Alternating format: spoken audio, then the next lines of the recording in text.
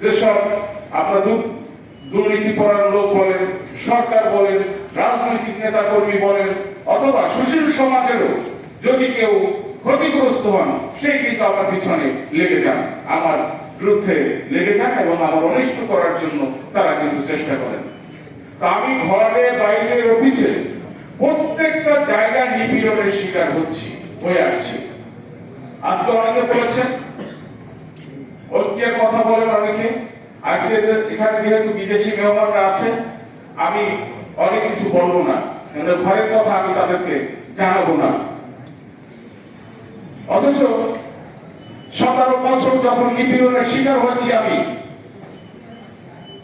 আমি যখন মাসের পর মাস বেতন পাইনি, তখন আপনারা কেউ খোঁজ নেননি। কিন্তু আমি আমার বাড়ির জায়গা বেচেছি, আমি আমার দাদার গাছ বিক্রি করেছি, এরপরে আমি আমার এই ঢাকা শহরে সংসার চালিয়েছি। অথচ আমি ঢাকা বিশ্ববিদ্যালয় থেকে এই জার্নালিজম অনার্স মাস্টার্স করা একজন সাংবাদিক। এটা কি নিপীড়ন চান বলেন? আমার মা অসুস্থ যখন আমি বাপের জায়গা বিক্রি করে এরপরে মায়ের চিকিৎসা করিয়েছি, আমার বেতন দিতে পারে না।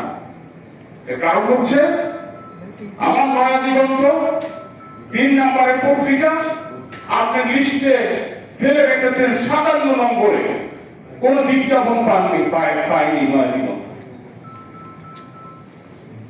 এখন উষ্ণ সময়ে যে বক্তব্য দেব আমি, শীতের সময় যদি সেই বক্তব্য দিতে না পারি, তাই উষ্ণ সময় আমার ওই বক্তব্য দেওয়াটা ঠিক না।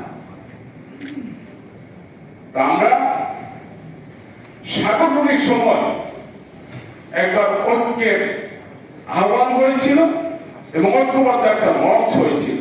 আমরা কি দেখেছি? সাগররুনির রক্ত বিক্রি করে অনেকে উপদেষ্টা হয়েছে, অনেকে টিভি চ্যানেলের মালিক হয়েছে, অনেকে দলীয় পদ পাঠিয়েছে, অনেকে বড় বড় নেতা হয়েছে। আমরা সেটা চাই না। আমরা চাই অত্যাচার নিপীড়ন যে সাংবাদিকের উপরই হবে, আমরা সেটা রুখে দাঁড়াবো। এবং আমি গত 27 বছরে আমি ব্যক্তিগতভাবে কারো কোন সাংবাদিক যদি ক্ষতিগ্রস্ত হয়েছেন, কোন সাংবাদিক যদি হেনস্থার শিকার হয়েছে, আমি রাত 3টা হলেও তার পাশে গিয়ে দাঁড়ানোর চেষ্টা করেছি।